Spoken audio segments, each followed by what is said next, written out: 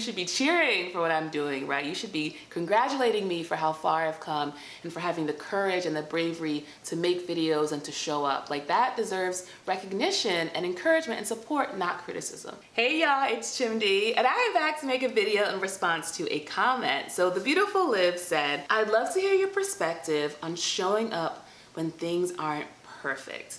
I've moved and my apartment isn't furnished. Furnishing is a process, but I feel embarrassed that I don't have any nice backgrounds in my place yet. I don't even have many chairs.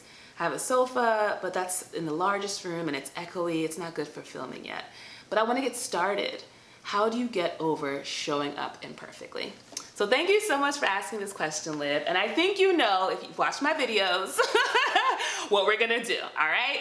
We're gonna do two things. The first is the emotional thing, and that's the real thing, and the second is sort of the practical thing. You can obviously skip to the practical thing if you want, that's your prerogative, but I think we all know that the only reason something shows up in our life is because it's here to allow us to meet some parts of ourselves, to love some parts of ourselves, to show some compassion to some parts of ourselves, and once those parts of ourselves feel so loved and so supported, creating becomes this beautiful, easy, fun, awesome thing. So, I want us to dive in first with the emotional part. You mentioned this sense of embarrassment that you don't have everything set up how you want yet. And you know, in my comment to you, I said, first, congratulations on getting a new apartment. You having a new apartment and you moving into this new space, I don't know if you're living on your own or what your situation is, but that's something people dream about. I dreamed about having my own apartment. So without a single piece of furniture in it, you are already living someone else's dream. And not even a theoretical someone else,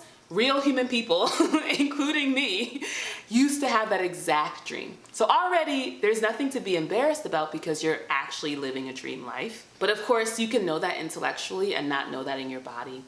And so what I would invite you to do would be to be with the parts of you that feel shame as you go to set up your camera and sit down and talk, and you feel into what people would say or think if they saw you and saw your background. I'm guessing there's some train of thought about people saying and whispering things like, you know, look at her with her, she doesn't have any furniture yet, who does she think she is, you know, calling you names, being mean, right? And chances are, the reason why it's easy for that voice to be in your head is because you've had experiences where you tried to do something, you showed up, you were open and vulnerable and excited, and instead of being met with the enthusiasm that you deserved, you were instead met with criticism. And you internalized that criticism. So there's this part of you that was like, it hurts so much when I try to do something, when I'm not fully ready or fully perfect how I think I should be. It's so painful, so instead, let me just wait until I have the nice background, and I have all the furniture, and I have the rug to block out the echo, and I have the paintings on the wall, and all these things, right? And it's that part that wants you to not feel any pain, right? Doesn't want you to suffer the way you used to suffer before. And so I would invite you to meet that part that's saying, hey, I don't want us to be in this situation where people are mean to us or they make fun of us. And you go to her and you just give her the biggest hug, right?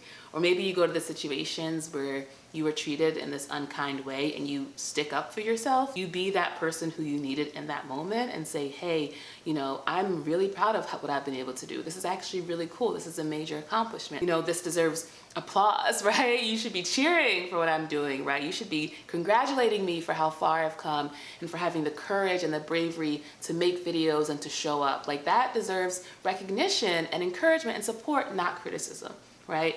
So that's sort of like the emotional tact I would take.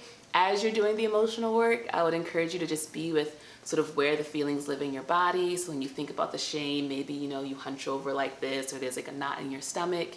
And just as you're noticing these different feelings, again, just bringing awareness to them. You know, they're these vestiges from the past. We just pour on them with love.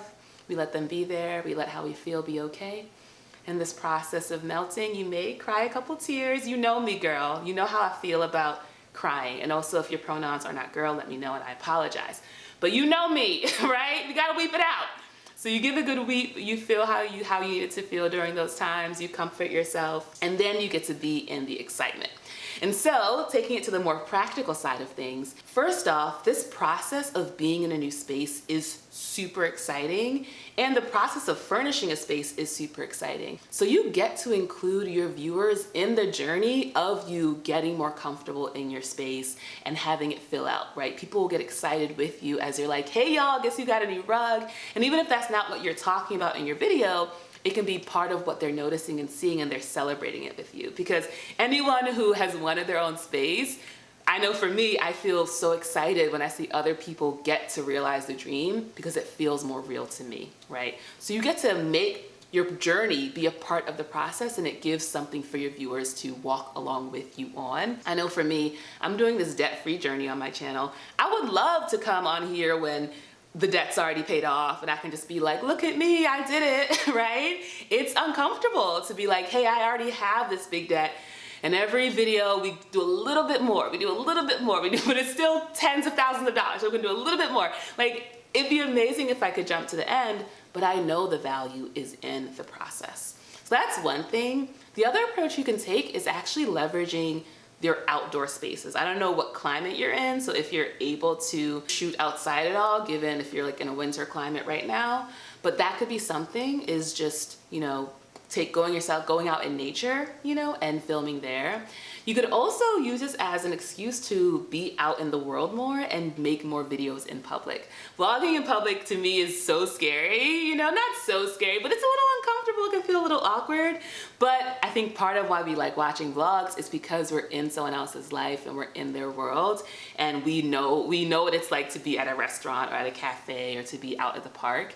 And so it feels even more real and more lived in, right? And usually natural spaces are very beautiful, right?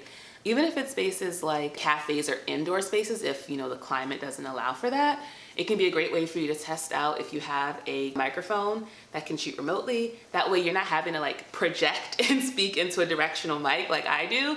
You can actually be speaking at your normal volume, and you have your camera set up, like if you're just using your phone, for instance.